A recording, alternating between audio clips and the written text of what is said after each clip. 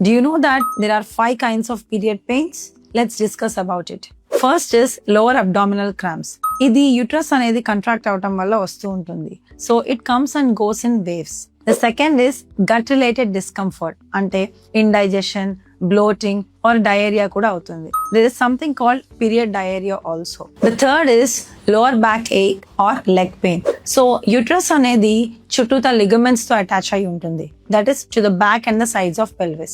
So uterus contract అయ్యేటప్పుడు ఈ ligaments అనేవి పుల్ అవుతూ మనకి lower back ache or leg pain అనేది కాజ్ చేస్తుంది. The fourth is breast pain. So period వచ్చే ముందు చాలా కామన్ గా breast engorgement and extra sensitive గా ఉండే అవకాశం ఉంటుంది. So most of the people experience breast tenderness and breast pain. The fifth is head X.